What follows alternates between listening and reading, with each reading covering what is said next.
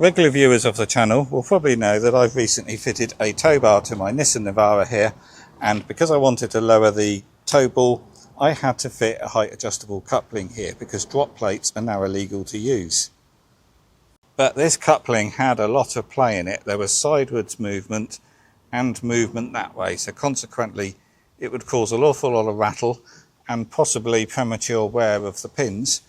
So in this video I'm just going to show you how I solved that.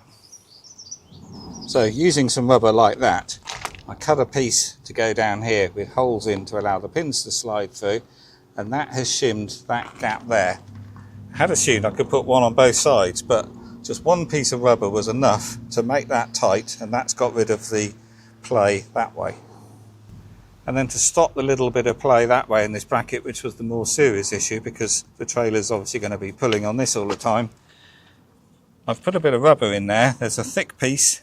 That wasn't quite thick enough, so there's also another piece the same as that one there, and that's the whole size of this plate.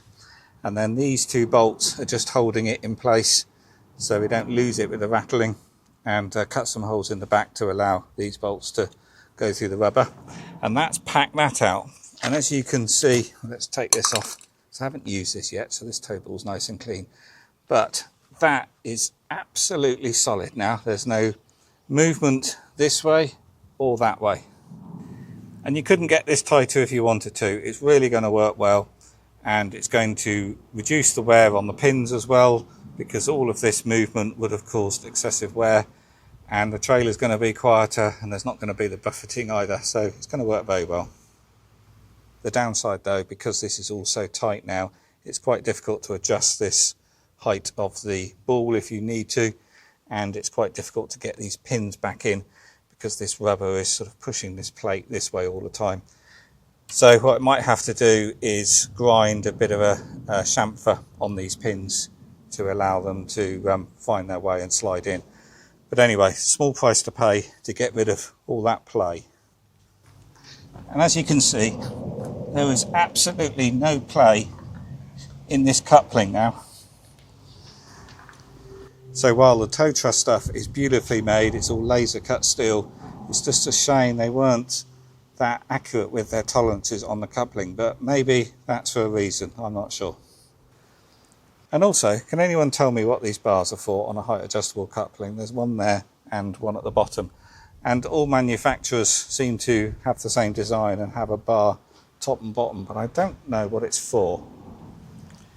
So the highest this coupling could go is here, so they've extended this further to put this bar in, so I can't work out the purpose of that. I know you could put your breakaway cable on there, but they don't need to go to that effort for that. They could have a hole in here like they have down here. So what are those for? Anyway, that'll do. I'll keep this video short and sweet. I thought I'd just share how I've taken up the play in this height adjustable coupling, and it may well help other people. If it has, please do click the thumbs up. That really does help. Do subscribe to the channel. If you want to know more about the Nissan Navara MP300, there's a link below to a playlist so you can see other videos I've made. Okie doke, bye then.